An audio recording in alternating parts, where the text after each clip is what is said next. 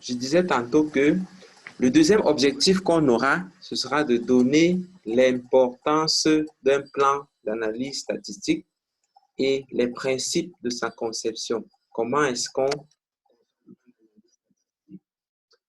Le troisième objectif que nous avons, c'est présenter les outils de description des variables qualitatives. Lorsqu'on a une variable qualitative à décrire, comment est-ce qu'on va la présenter dans son plan d'analyse statistique et puis après dans les résultats. Et l'objectif donc, ce sera de faire la même chose pour les variables quantitatives. Donc, voilà les 4 objectifs que nous avons pour la présentation de ce soir.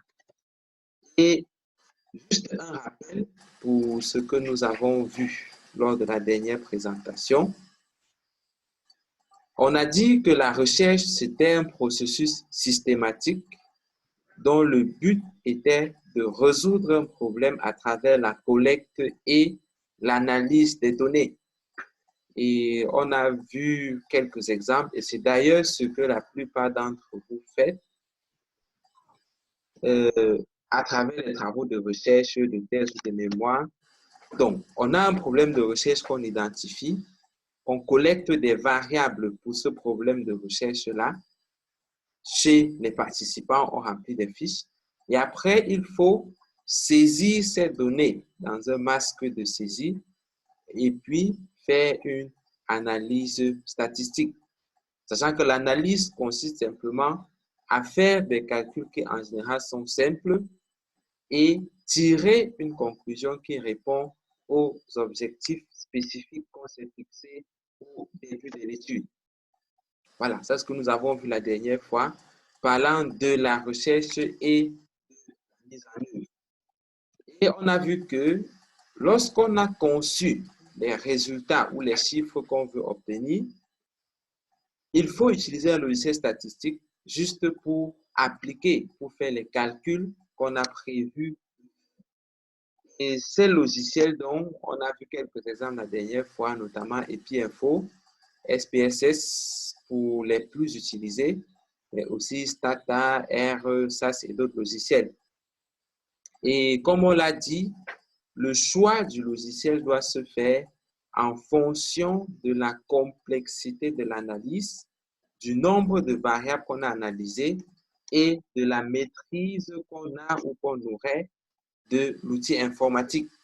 Sachant que si on n'est pas très gros, il vaut mieux se servir juste d'EpiInfo. Mais si on a plus d'expertise ou de compétences, on peut voir les autres logiciels. On a vu également que le choix du statisticien devait se faire en fonction de sa maîtrise des notions de statistique, surtout les statistiques du domaine de la santé, et également en fonction de la disponibilité de celui-ci. Et l'une des erreurs majeures à éviter devrait être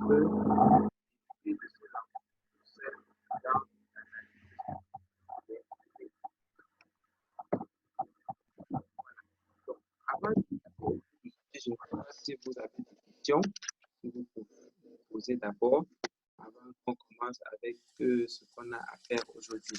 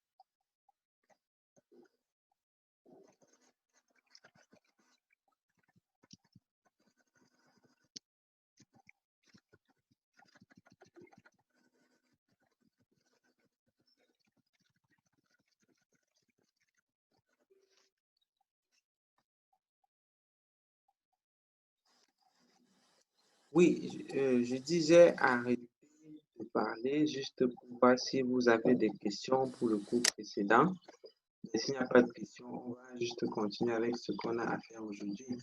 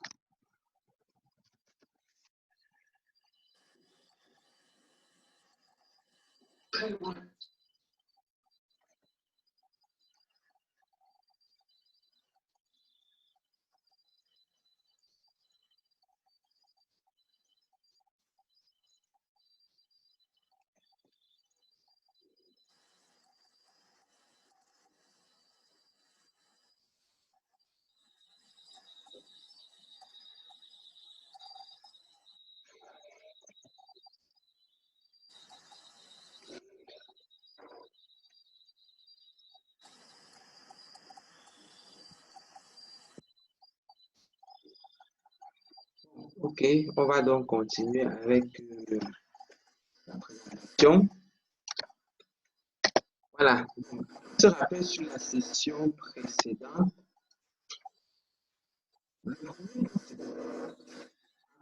Ça, c'est la partie résultat qu'on retrouve dans un travail de recherche. En ce moment. Donc, la partie résultat permet de répondre aux objectifs spécifiques de l'étude, est précise et concise. C'est que lorsque je fais un travail de recherche, il y a des objectifs que je me fixe au départ, notamment les objectifs spécifiques, et on s'attend à ce que dans les résultats de l'étude, je rapporte un travail précis que j'ai pu obtenir grâce à la méthodologie. Et ces trouvailles, comme je l'ai dit, doivent être en accord avec les objectifs spécifiques. Et il n'est pas question dans les résultats de donner une explication ou de faire des commentaires ou de dire pourquoi on a eu telle ou telle ou telle autre chose. Mais l'objectif en général, c'est de donner simplement de manière précise qu'est-ce que j'ai obtenu comme résultat. Et on va à la suite avec les exemples de résultats qu'on peut retrouver. Je vais commencer là à un article qui a été publié dans lequel on a justement de recherche. C'est un article que vous pouvez en ligne.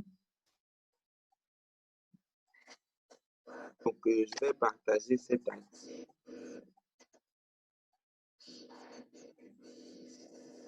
qui porte sur le coût de la prise en charge des accidents vasculaires cérébraux dans la ville de Douala. Donc, on a le titre de l'article qui se présente la coût de l'accident vasculaire cérébraux à l'hôpital de la ville. Et si on regarde, on verra que le travail, et c'est ça qui est présenté là, l'objectif, c'était d'évaluer le coût de la prise en charge des AVC à l'hôpital général de Douala. On s'attend à ce que dans les résultats, ils nous disent de manière simple et précise combien ça coûte la prise en charge des AVC pour que, ensemble, on voit vraiment ce que ça signifie donner les résultats d'une étude.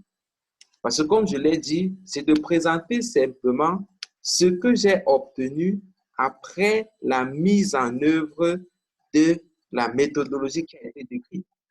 On va voir ce que ces auteurs ont eu ou ont présenté dans les résultats. À partir des résultats, on commence toujours par décrire la population qu'on a étudiée, si cela ne fait pas partie directement de nos objectifs spécifiques. Et là, il dit 71 patients ont été inclus, donc 45 AVC ischémiques et 26 AVC hémorragiques.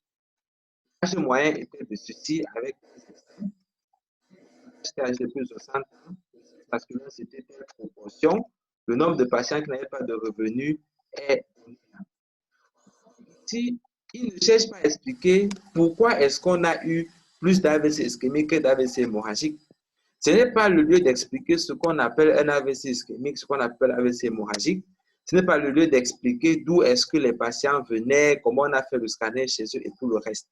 Donc, dans les résultats, on va donner simplement les valeurs ou les chiffres qui répondent directement à nos objectifs spécifiques.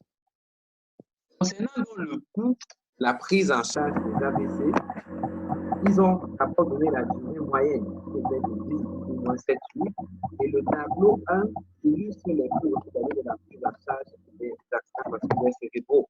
Et là, si on regarde dans le tableau 1, on verra qu'ils ont donné la valeur moyenne et négative pour chaque élément de la prise en charge des patients.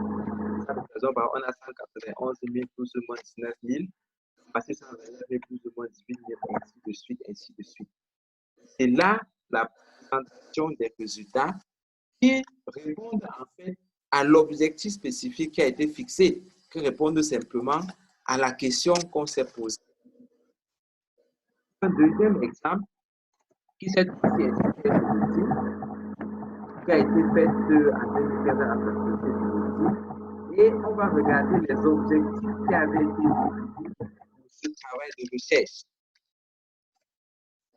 Et que les objectifs spécifiques, on a premièrement décrit le profil socio-démographique, clinique et radiologique des patients.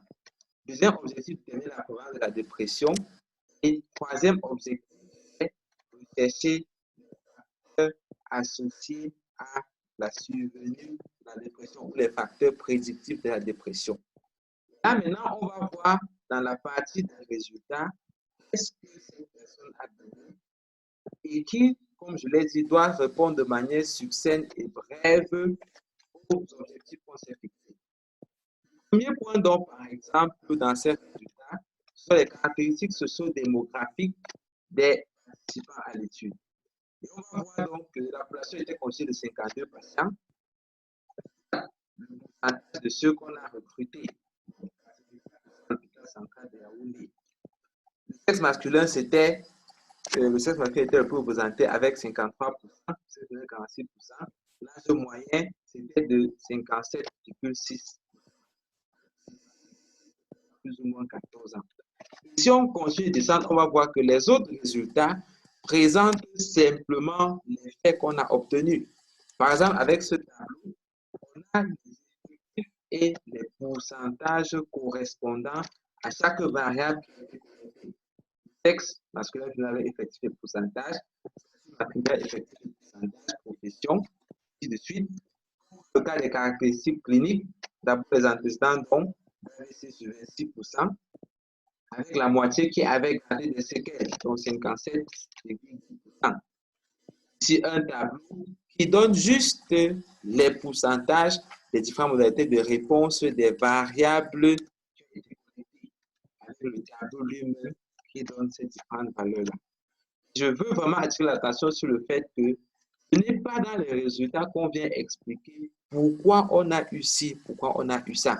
Ici, on donne simplement les faits qu'on a observés, les effectifs et les pourcentages, par exemple, on va le voir dans la suite, et l'objectif spécifique.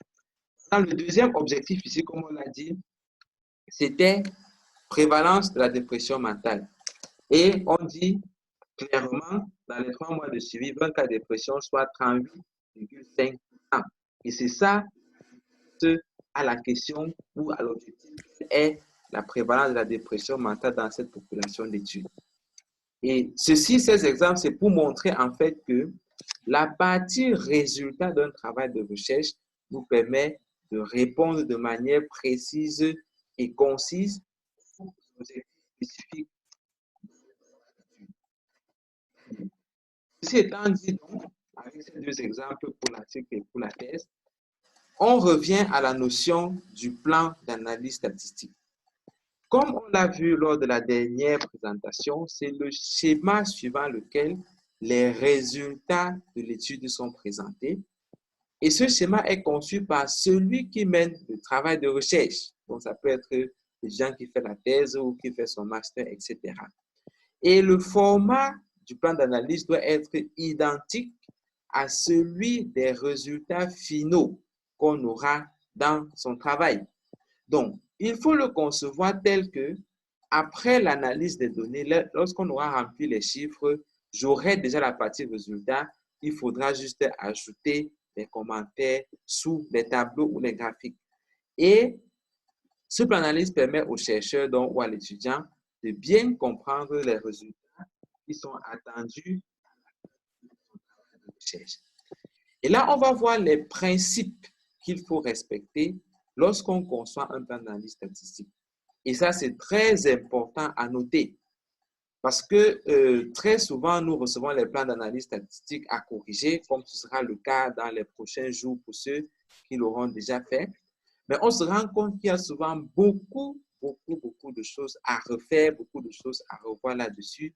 Et ça, ce n'est pas très bon parce que ça montre souvent que l'étudiant lui-même n'a pas clairement compris ce qu'il doit faire. Donc, le premier principe, c'est que le plan d'analyse doit être organisé suivant les sections ou suivant les titres qui représentent les objectifs spécifiques de son étude.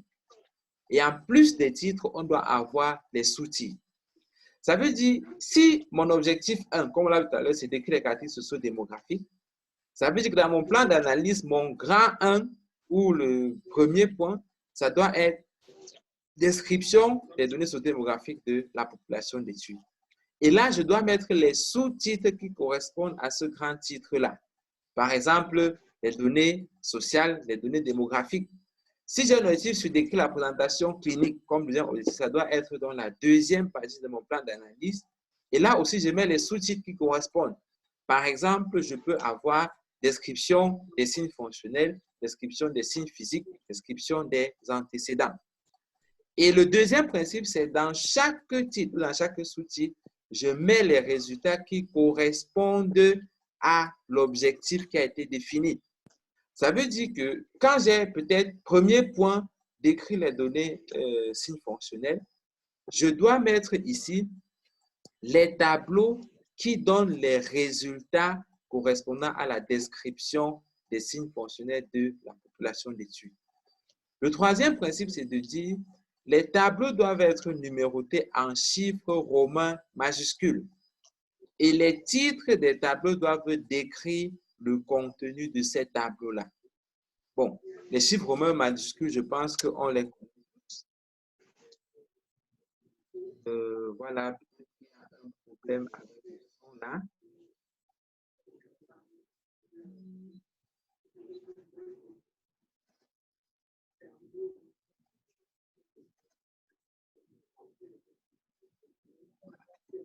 Si vous me recevez, si vous recevez bien le son.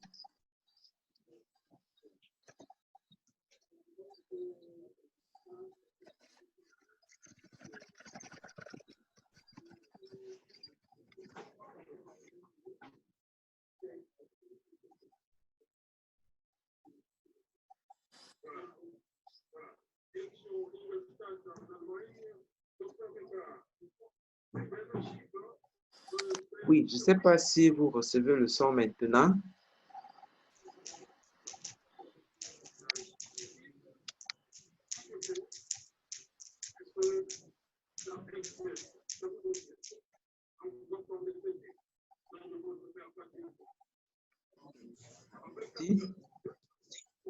On va continuer. Je pense que c'est peut-être un problème de connexion pour ceux qui ne reçoivent pas le son.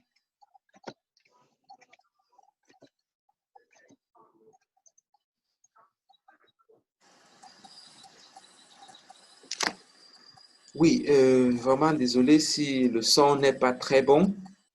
Voilà, ça doit être un problème de connexion, peut-être de débit de connexion.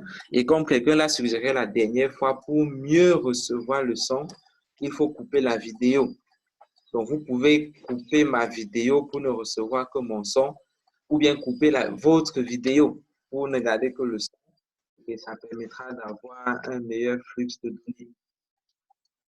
Donc, je disais tantôt que le plan d'analyse statistique doit être, on doit tableau en chiffres romains majuscules, donc grand 1, grand 2, grand 3. Donc, lorsqu'on écrit tableau 1, ce n'est pas un en chiffres arabes, ce n'est pas le 1 qu'on a sur la calculatrice, mais c'est bien le grand 1.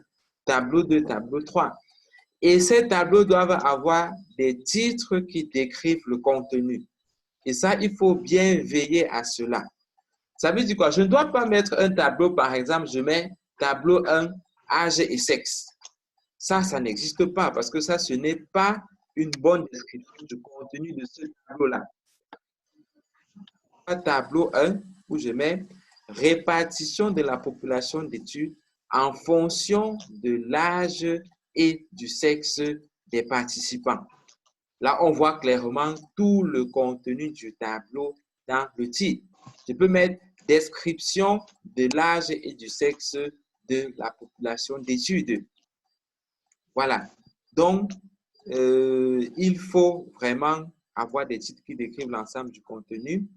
Et le dernier principe, c'est de dire, on peut décrire plusieurs variables dans un même tableau, comme on va le voir tout à l'heure dans la suite. Mais il faut se rassurer que le tableau tient sur une page.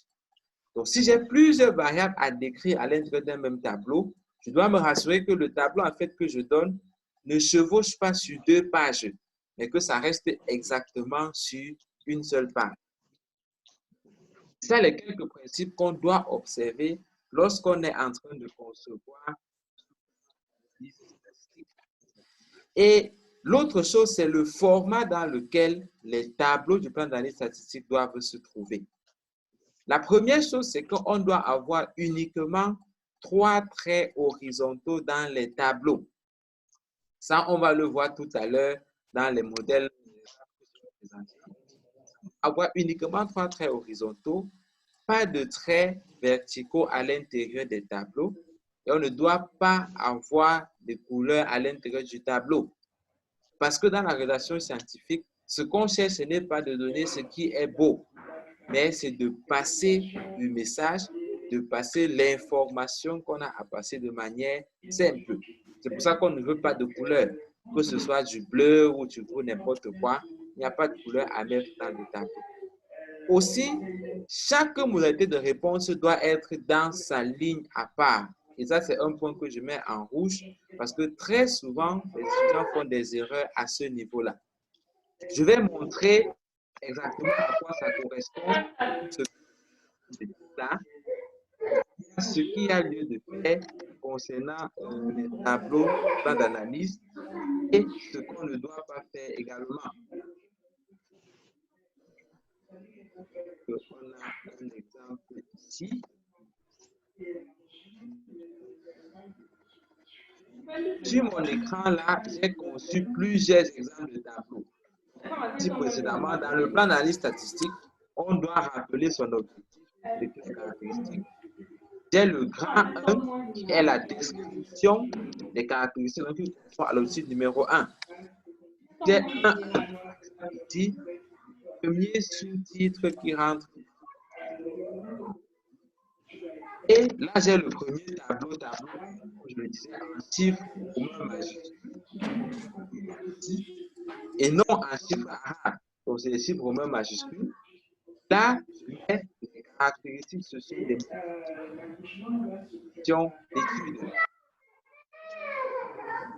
Et voici un exemple de tableau qu'on ne doit pas faire. Celui-ci, par exemple.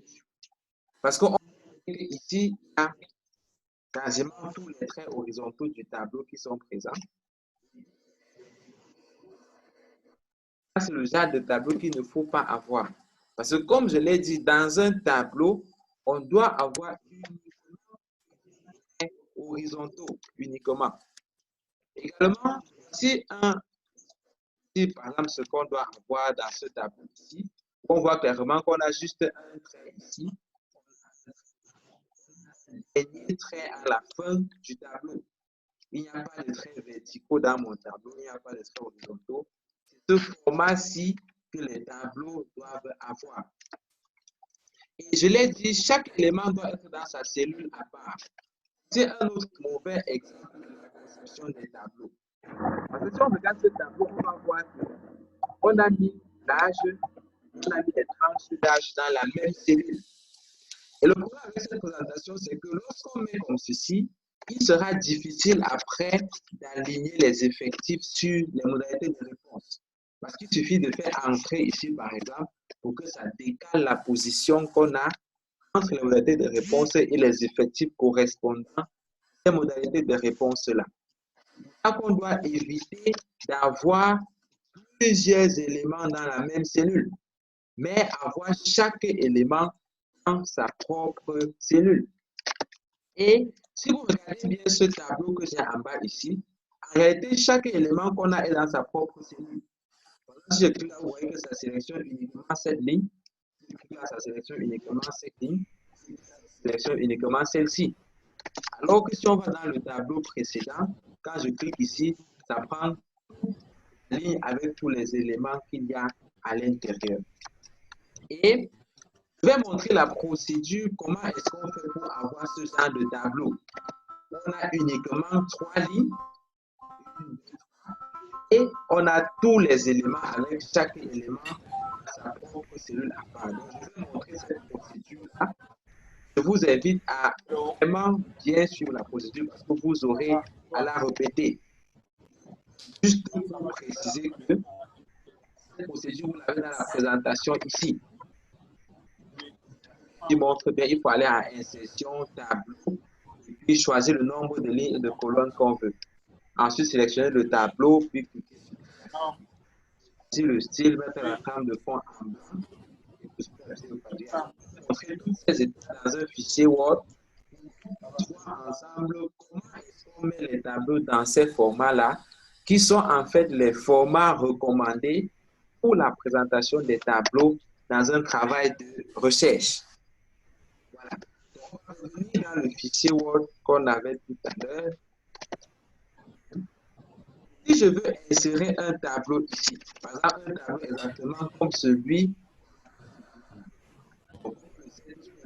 je vais à insertion. Ici, j'ai besoin d'un tableau qui a 3 colonnes. Les effectifs, une autre pour les pourcentages. Le nombre de lignes, je peux par exemple mettre 8 lignes par exemple. Mais on pourra ajouter le nombre de lignes autant qu'on voudra après. Tableau, je vais prendre 3 colonnes et 8 lignes pour avoir un tableau comme ici. Je mets par exemple ici variable, je mets là effectif, je mets ici pourcentage. En tête en gras, tel que les titres des tableaux doivent être. Donc, après avoir inséré le tableau et défini le nombre de variables, je vais sélectionner le tableau en cliquant sur le petit carré qu'on a à l'angle ici. Là, pour que ça sélectionne toutes les cellules qui se trouvent dans mon tableau. Ensuite, je vais à l'onglet Création. Notez que dans Microsoft Word, on a un premier onglet Création ici. Pas celui que nous voulons, parce que création qu'on a après insertion et les titres et les modèles dans le fichier Word. Mais pour ce qui concerne le tableau, création, qui a la fin des menus ici. Il faut noter que ce bouton création n'apparaît quand on a sélectionné le tableau ou un élément du tableau. Parce que si je clique dans le fichier Word ici, ce menu création-là, il n'est pas là. Mais c'est quand je vais sélectionner un tableau que j'aurai le bouton création qui apparaît ici. Donc, après avoir sélectionné le tableau, je vais à création. Ici, on a les styles de tableau. Un petit de tableau. Ici. Vous allez remarquer qu'on a plusieurs styles de tableau les uns avec des couleurs, les autres avec des traits à l'intérieur du tableau, etc. Mais on a un style spécial qui est à la fin des styles de tableau ici, à droite là, qui, lorsqu'on le choisit, on voit bien que désormais mon tableau n'aura que 3 traits qui sont visibles. Et on peut le voir d'ailleurs sur le modèle du tableau ici. Quand je choisis ce style-là, maintenant un tableau qui n'a que 3 traits, mais il y a des couleurs grises à l'intérieur. Le style, je vais juste à côté sur le tableau ici où j'ai la trame de fond en blanc. Et là, j'ai un tableau qui respecte les normes de représentation des tableaux et qui a des lignes séparées, différentes modalités de réponse. Un peu rapide, je vais reprendre cette procédure et suivre. Et comme je l'ai dit, dans la présentation, il y a des indications sur chacun de ces éléments que nous avons présentés là. Le tableau et je vais reprendre. Donc, on va dans Insertion et puis on va à Tableau. Et là, je vais choisir le nombre de lignes et de colonnes que je veux pour mon tableau. 8 lignes.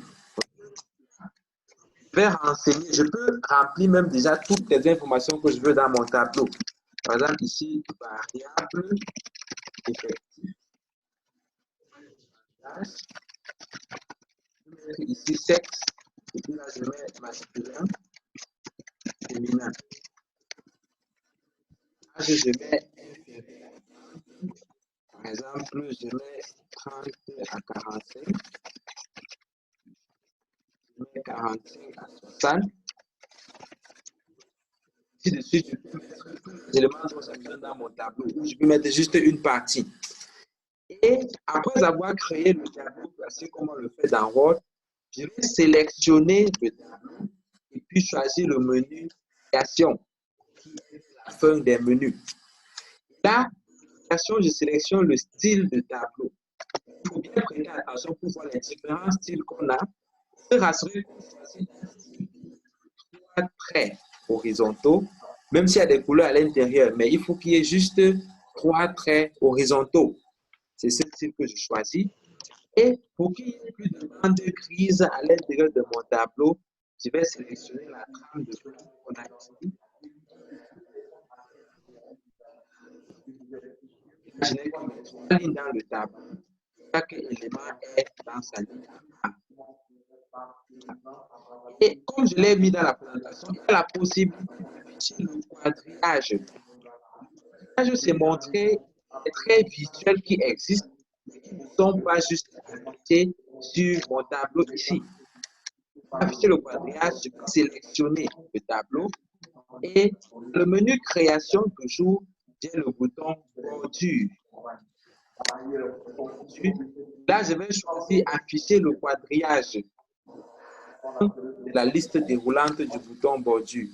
Quand je prends afficher le quadrillage, il y a des traits renforcés qui sont les traits réels et j'ai d'autres traits en pointillés qui sont les traits virtuels qui ne vont pas apparaître dans mon fichier.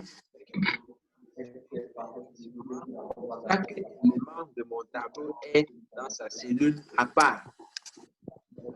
C'est comme ça qu'on définit les formats des tableaux. Analyse statistique. J'ai fait mon tableau comme ceci. J'ai toujours la possibilité d'ajouter ou de supprimer certaines lignes, exactement comme on le fait pour un tableau classique. Si je fais un choix ici, par exemple, je prends insérer tout, comme dans un tableau normal. Si je fais insérer ligne au-dessus, je peux compléter les autres éléments de mon tableau au besoin en les remplissant. Si je veux enlever le quadrillage et garder le format normal, je repars dans bordure et je clique encore sur afficher le quadrillage. Là, je vais activer donc le quadrillage et j'ai mon tableau pratique qui doit être présenté. S'il y a des questions sur ce point, on y reviendra à la fin de la présentation. Chacun puisse voir et bien comprendre comment ça.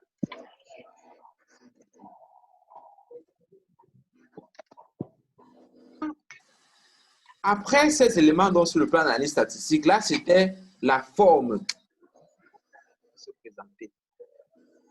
Le contenu, donc, qu'est-ce qu'on met exactement à l'intérieur du plan d'analyse statistique?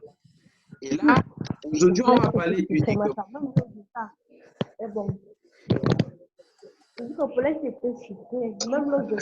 descriptive. On aura deux situations, les variables qualitatives et les variables quantitatives.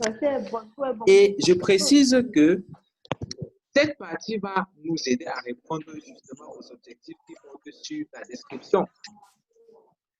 Par exemple, on aura, c'est un objectif qu'on va atteindre grâce aux outils de statistiques descriptives. Par exemple, décrire la prévalence d'une pathologie, par exemple, décrire la présentation clinique d'une pathologie, ainsi de suite. Tout cela, on va les atteindre grâce aux outils de statistiques descriptives. Et il faut dire ici que décrire une variable revient à présenter les réponses obtenues des participants pour cette variable-là. Présenter les réponses obtenues des participants pour cette variable-là. Par exemple, j'ai pris un exemple ici, décrire le niveau d'études. Si je fais une étude sur une population et j'ai un objectif d'écrire les données socio-démographiques. Parmi ces données socio-démographiques, j'aurai le niveau d'études. Et si on me dit d'écrire le niveau d'études, ça revient juste à présenter les réponses que j'ai obtenues chez les participants pour le niveau d'études. Je peux par exemple dire, le premier était du niveau primaire, le second du niveau primaire, troisième du niveau secondaire, quatrième primaire, cinquième primaire, sixième secondaire, ainsi de suite, comme on l'a sur la diapositive ici. Sur les éléments là, par exemple. Donc, et le niveau d'études peut revenir à présenter. Si. Mais on est bien d'accord sur le fait que si je présente de cette façon et que j'ai 150 participants, ça risque d'être très long pour présenter l'ensemble des résultats. C'est ça qu'on va utiliser le tableau pour ce qu'on a obtenu chez les participants, le tableau de fréquence. Et quand le tableau de fréquence, ça revient à présenter juste les effectifs et les pourcentages à son étude. Comme dans ce cas, par exemple. Donc, voici un exemple de description d'une variable qualitative. On a par exemple le sexe et le statut matrimonial. Et on voit bien que pour décrire cette variable-ci, on a donné juste les effectifs et les pourcentages de chaque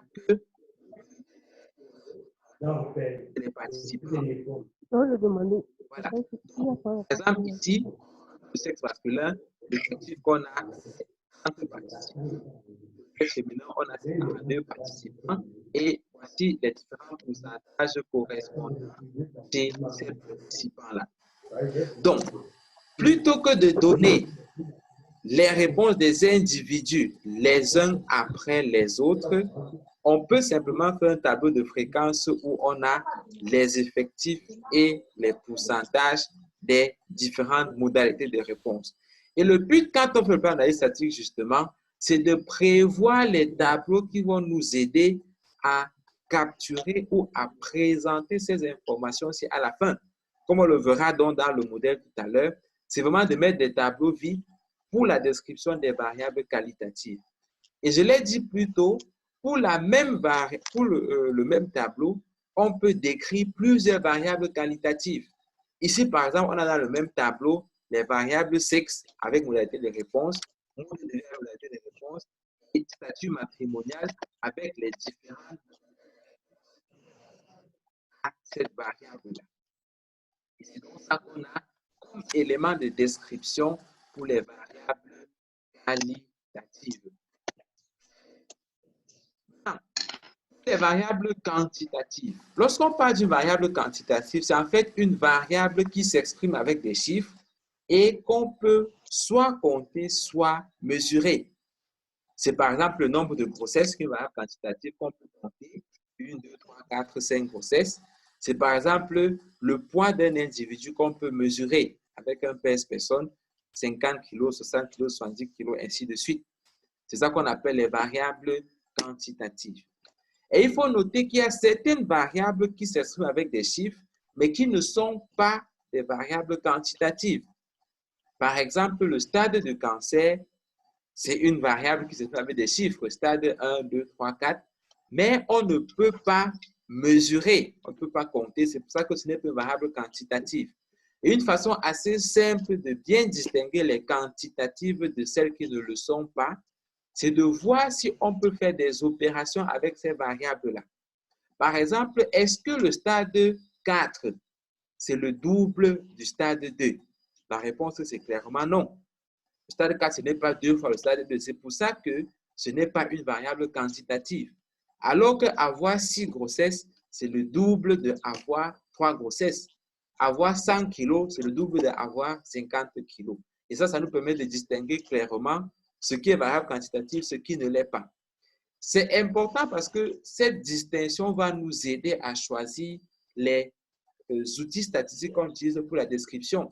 Parce que si je décris une variable comme le stade de cancer, par exemple, je la décris comme variable quantitative, alors ça va poser d'énormes soucis dans mes résultats. Mais il faut pouvoir bien les distinguer. Et décrire les variables quantitatives, c'est tout comme pour les variables qualitatives, présenter les réponses que les individus nous ont données lorsqu'on a eu à collecter les données. La description des variables quantitatives va se faire suivant deux possibilités. Donc, quand dans mon objectif de description, j'ai une variable quantitative à décrire, je sais que j'ai deux possibilités pour décrire ces variables-là. Soit je peux répartir mes réponses en catégories, et à ce moment, je décris la variable comme une variable qualitative, c'est-à-dire avec un tableau de fréquence. Par exemple, on a la pression artérielle systolique qu'on peut mettre en ces différentes catégories. Et ça fait que lors de la description, je mettrai dans un tableau de fréquence comme ce qu'on a vu précédemment. La deuxième option, c'est de conserver les valeurs absolues que chaque individu a données. Donc là, on ne remet plus en catégorie et je décris avec la tendance centrale et avec la dispersion de ma variable. Ça, on verra clairement tout à l'heure qu'est-ce que ça signifie et quand est-ce qu'on utilise chacune de ces différentes options-là. On a ici un exemple de variable quantitative qu'on a mis en catégorie. Le nombre d'années d'expérience en principe variable quantitative. Parce que si quelqu'un a 10 ans d'expérience, c'est bien le double de celui qui n'a que 5 ans d'expérience. Mais ici, on a donc mis en catégorie de 5 à 10, de 5 à 10, 10 à 15, 15 à 20 et supérieur ou égal à 20. Là sont les Là, j'ai les effectifs et les pourcentages. Donc, bien qu'elle soit une variable quantitative, ici, on va la décrire comme une variable qualitative parce qu'on a disposé nos modalités de réponse en catégorie. C'est bien ça la première option pour décrire les variables, je veux dire les variables quantitatives, pardon. La deuxième option, j'ai dit, on prend la tendance centrale et la dispersion. Ça veut dire quoi la tendance centrale? La tendance centrale, c'est simplement la valeur du milieu, la valeur qui se trouve au centre des réponses qu'on a obtenues. Et c'est en fait la valeur qu'on peut utiliser pour synthétiser ou bien pour représenter l'ensemble des individus ou des réponses que j'ai obtenues. Par exemple, on a cette série de réponses de la pression artérielle systolique. Si je prends cette série de réponses de pression artérielle, on me demande quelle est la valeur qui se trouve au milieu de mes observations. Il est clair qu'on a la réponse 125 qui doit se trouver ici.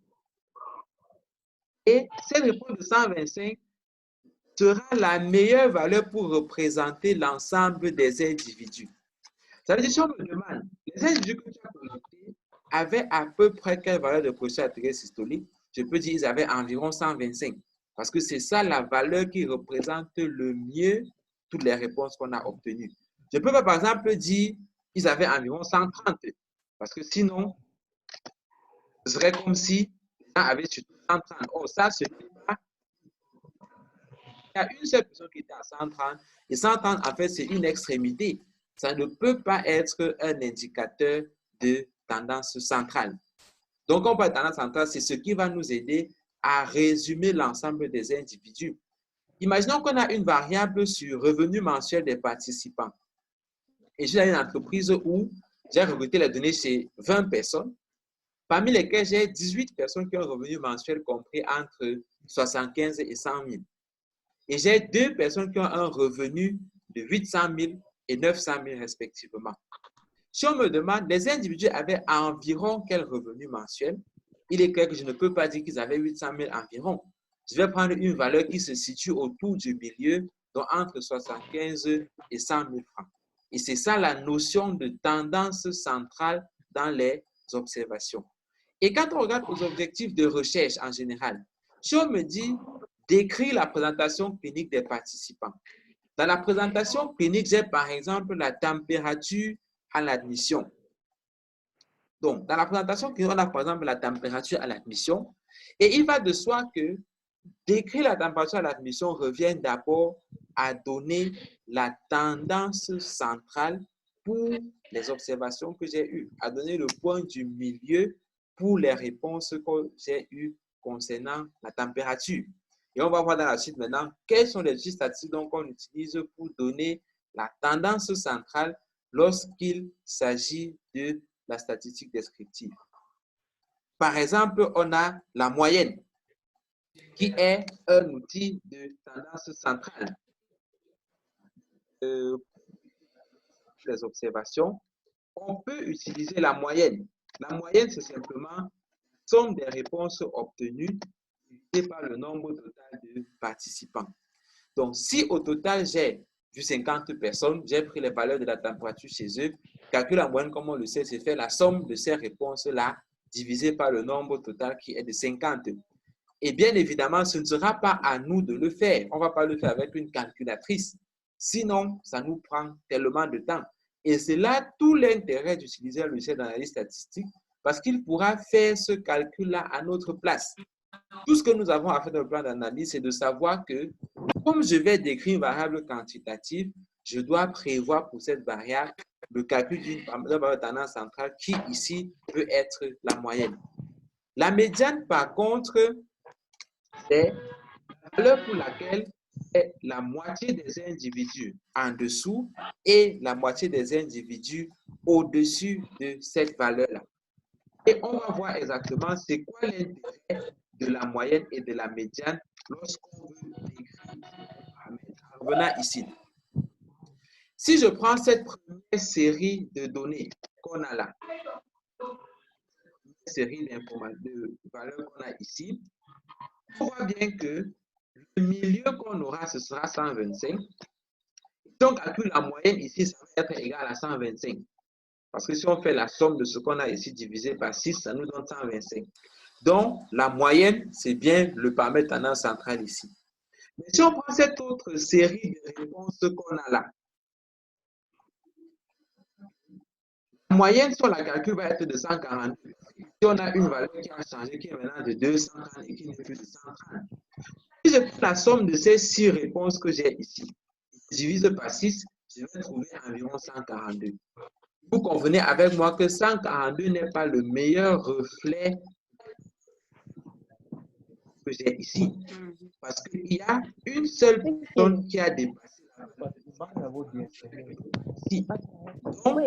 on voit bien que la moyenne ne sera pas le bon reflet de la tendance centrale. Pourtant, si je regarde la médiane, sera quelque part là, les 3 personnes qui ont plus de 125, reste et demeure un bon paramètre de tendance centrale. Et je vais attirer l'attention ici pour dire, en général, lorsqu'on a des valeurs qui sont très éloignées l'une des autres, comme 230 ici qui est très loin du reste, la moyenne est un mauvais indicateur de tendance centrale. Ça veut dire quoi? Si j'utilise la moyenne dans ce cas-là, je vais donner une fausse tendance centrale. La réponse que je vais donner ne sera pas l'indication du centre. Dans ce cas, c'est plutôt la médiane qu'on doit utiliser, qui est la valeur pour laquelle on a la moitié des réponses en dessous et la moitié des réponses au-dessus. Et encore une fois, ce n'est pas à nous de faire ce calcul, de savoir ce que c'est, ce que ça représente.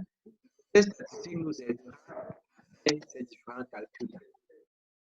Maintenant, parlant des paramètres de dispersion, j'ai pris cet exemple pour qu'on voit ce que ça représente la notion de dispersion. Et ici, une première série de données. On a ici, qui sont sur la valeur de la pourcentage historique, 120, 122, 124, 126, 128 et 130. Et j'ai une deuxième série de données qu'on a ici, qui va de 105 à 145. Là, on voit que pour les deux séries, la moyenne, 125, si on fait le calcul, on l'aura. La médiane également, c'est 125, parce que c'est la valeur du milieu ici, le milieu qui se trouve là. J'ai deux personnes à moins de 125, j'ai deux personnes au-dessus. Là, j'ai trois personnes à moins de 125 et trois personnes au-dessus. Donc, la tendance centrale pour ces deux séries, c'est vraiment 125 qui est le point du milieu. Ça va donc nous donner l'impression que les deux séries sont identiques. Cette question devait se limiter à donner la tendance centrale pour ces deux groupes d'observation. On dirait que les deux groupes sont identiques. Mais quand on regarde de près, on va voir que la dispersion est différente. Si les données sont comprises entre 120 et 130, elles vont de 105 à 145. Ici, entre les individus, on a un écart juste de 2 points. Donc, ici, on a un écart de 10 points entre les individus. Donc, on voit bien que ici, les réponses sont dispersées. En haut, les réponses sont plus regroupées. Donc, si je donne uniquement la tendance centrale de mes observations, je ne vais pas refléter tout le contenu des informations que je suis en train de présenter. C'est pour ça qu'on a donc défini les outils, les paramètres de dispersion qui vont nous aider à refléter cette notion de dispersion des observations. Et parmi les paramètres de dispersion, donc, on a premièrement l'écart type, qui va représenter la moyenne des écarts des individus par rapport à la tendance centrale qui est la moyenne. Ça veut dire quoi simplement? Dans ce premier exemple, la première série de données qu'on a eu précédemment, on voit bien que voici la série des données qu'on a ici. Là. Et ici en bas, j'ai présenté les écarts que chaque individu a par rapport à par rapport à la moyenne qui est de 125. Cet individu a un écart de 5 au centre qui est de 125. Parce que de 120 à 125, on a 5 points. Cet individu a un écart de 3 points par rapport au centre. C'est un écart de 1 point par rapport au centre. Et pareil, l'individu a un écart de 1 point. Celui-ci a un écart de 3 points. C'est un écart de 5 points par rapport au centre. L'ensemble des écarts que les individus ont par rapport au centre. Si on calcule la moyenne de ces écarts, ça me fait 0,6. C'est juste pour orientation.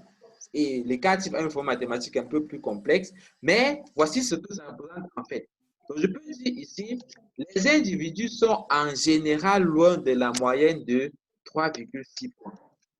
On applique la même chose dans ce deuxième cas. Cet individu est loin de la moyenne de 20 points, celui-ci de 10 points, celui-ci est à la moyenne donc 0 points, celui-ci est loin de 10 points et celui-ci est loin. C'est ça les différents écarts qu'on a représentés ici. Et la moyenne de ces écarts qu'on a, c'est 12 points.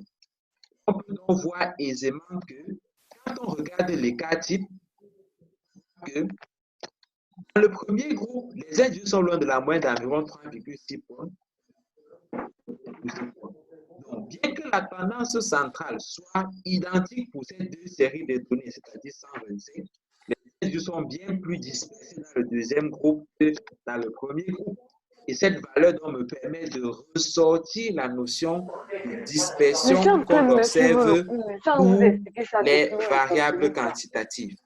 Et il faut préciser que l'écart type, c'est un paramètre qui va toujours accompagner la moyenne.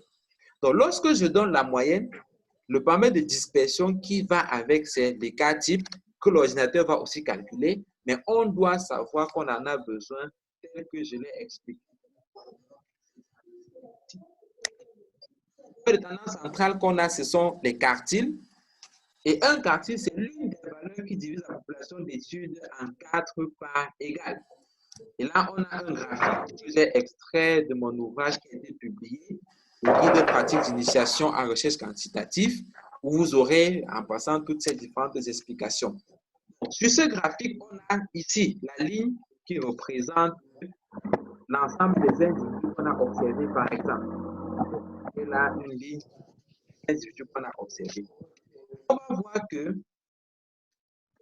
la médiane, c'est la valeur qui est au centre ici, et la moitié des individus au-dessus.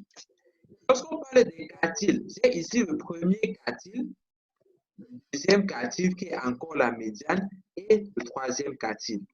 On va voir qu'il y a 25% des individus en dessous du premier quartile, 25% des individus ici, 25% des individus là, et 25% des individus dans le cas là.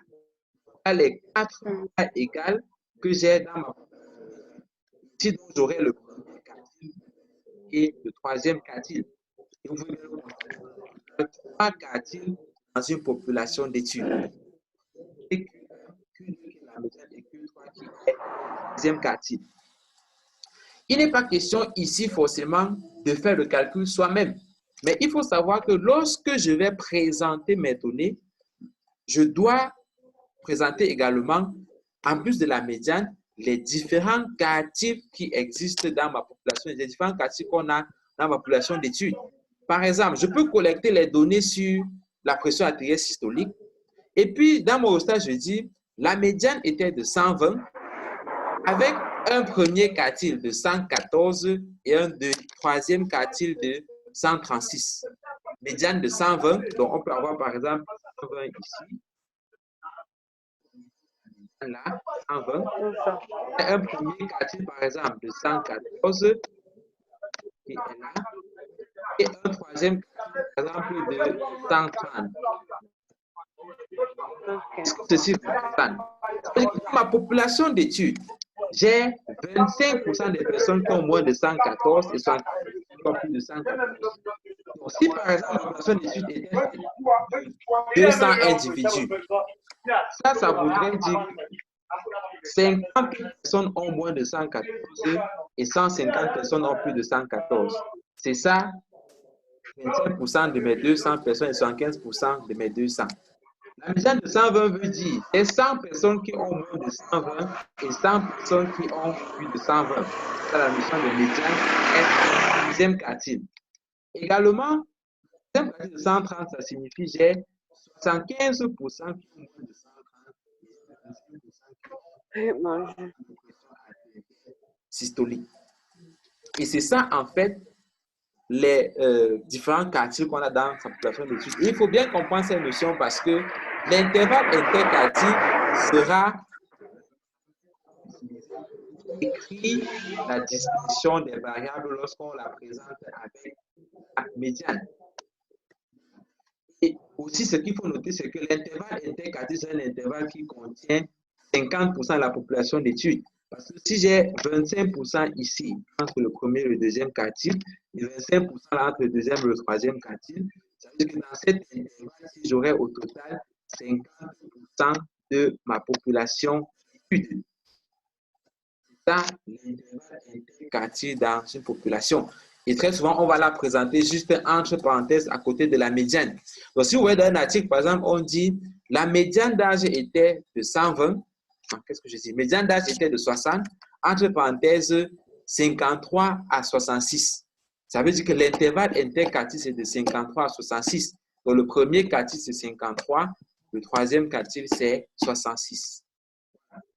Dans le paramètre de dispersion, lorsqu'on a utilisé la médiane et sa tendance centrale. S'il faut résumer ces points, on va dire, quand je veux décrire un paramètre quantitatif, je donne la tendance centrale qui va être, je donne le paramètre de dispersion qui sera soit les quartiles pour la moyenne. Dans tous les cas, toujours donner le minimum et le maximum. Donc, ça fait qu'un résultat d'étude pourrait être, par exemple, la valeur moyenne du coût, comme ce qu'on a vu au début, la valeur moyenne du coût de prise en charge des AVC était de 190 000, plus ou moins 19 000. Ça veut dire donner la moyenne et les cas types avec un minimum de 30 000 et un maximum de 720 000. Ça, c'est un exemple de résultat avec la tendance centrale et la dispersion.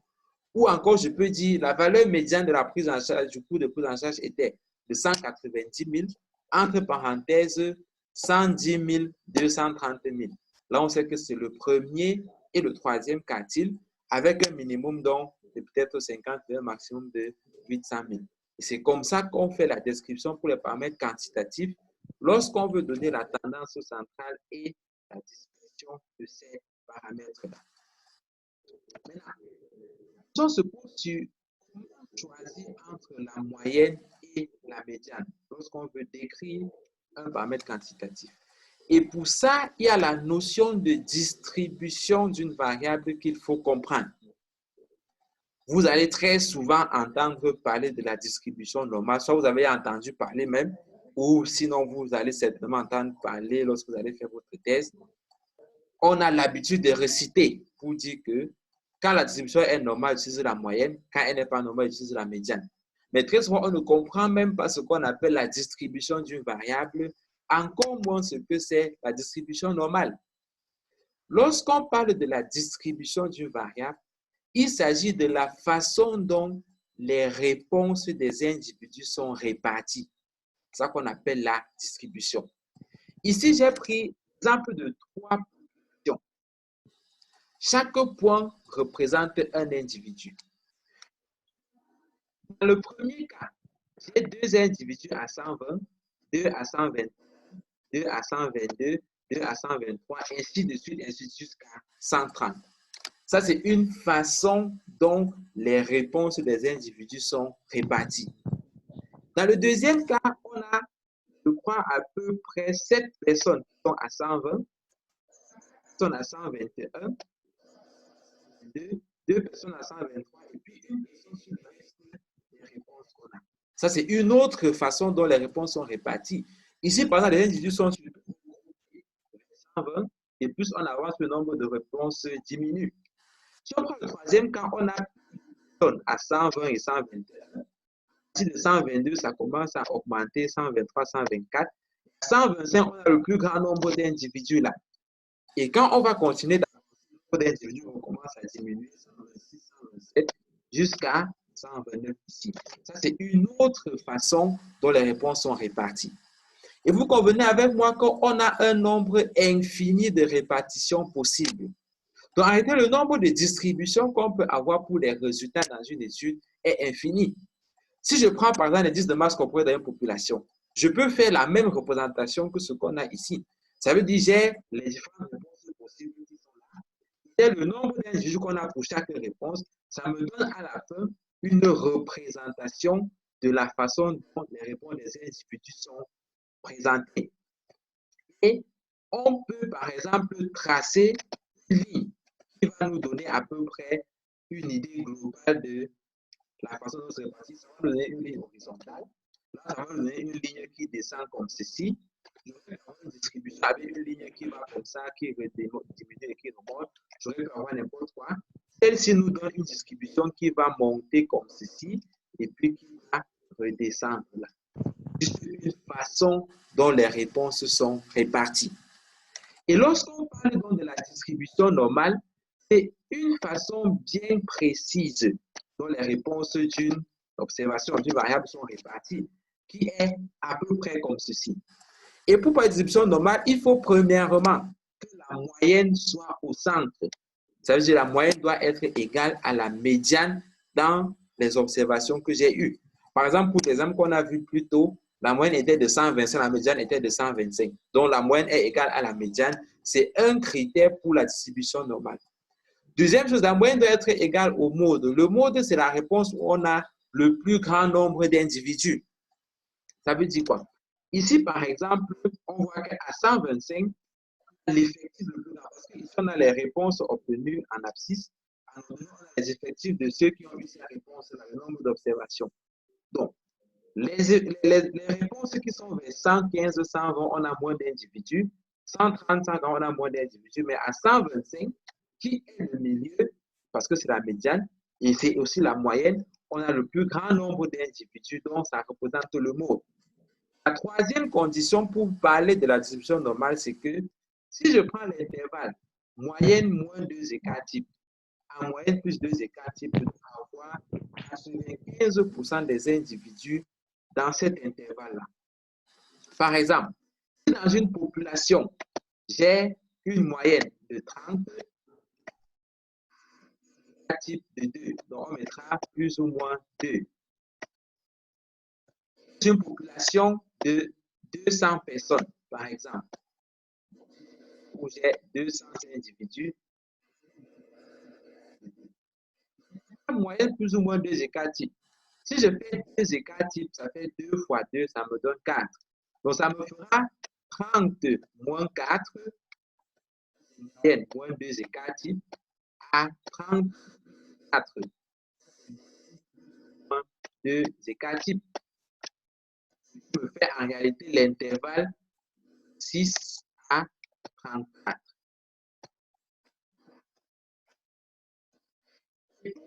La distribution de ce paramètre est normale. Il faudrait que parmi mes 200 individus, 95% aient une réponse comprise entre 26 et 34. 95% des 200, c'est 190. Je peux regarder les réponses que les personnes vont donner pour voir combien de personnes ont une réponse entre 26 et 34. Si j'ai 190 personnes, alors cette autre condition est. Si j'ai moins de 190 personnes dans cet intervalle-ci, cette condition n'est pas. Et qu'avec la distribution normale, il faut simplement que ce paramètre-là, ces trois conditions que nous avons définies. C'est-à-dire la moyenne doit être au centre, ça c'est le premier point. La moyenne doit être le plus grand nombre de personnes doit avoir le plus grand effectif. Et la troisième condition, c'est que cet intervalle doit contenir 95% des individus. Et lorsqu'on va souvent représenter l'histogramme, ça aura cette forme qu'on a sur l'exemple ici. C'est pour ça que la plupart des personnes ont retenu, quand on dit distribution normale, ça veut dire ça a la forme de cloche. Mais ce qu'il y a derrière la notion de distribution, c'est simplement comment les réponses des individus sont réparties. Et on peut avoir des graphiques qui le présentent. Et si on prend l'exemple qu'on a vu tout à l'heure, il est clair que c'est l'exemple C qui ressemble un peu à la distribution normale. Parce que les autres qu'on aura ici, même si je prends la moyenne de 125 ici, ça ne représente pas le mode. Et si je prends l'intervalle moyen plus ou moins de 4 ici, je n'aurai pas 95% des individus là-dedans. Également, ici, je vois que le mode est à 120. Donc, ce n'est pour une distribution normale. Ceci ressemble un peu, exemple C, ressemble à une distribution qui est normale. Maintenant, ça, c'est les notions théoriques qu'il faut connaître, qu'il faut avoir. Mais en principe, c'est lors de l'analyse statistique qu'on va vérifier si la distribution est effectivement normale ou pas. Et si on se rend compte que la distribution est normale, alors c'est la moyenne qui est le bon paramètre de tendance centrale à utiliser avec l'écart type comme paramètre de dispersion. Mais si la distribution n'est pas normale, c'est la médiane qui est le bon paramètre de tendance centrale avec l'intervalle interquartile comme présentation. Je vais revenir sur le modèle de plan d'analyse statistique que j'ai à distribuer et que je peux dans le groupe WhatsApp comme on l'a dit. Le modèle de plan d'analyse statistique que nous avons conçu, je le retrouve là.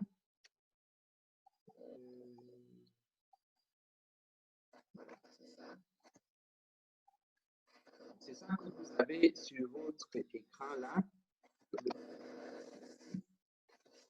Ça, c'est une synthèse de tout ce que nous avons eu à faire ce soir.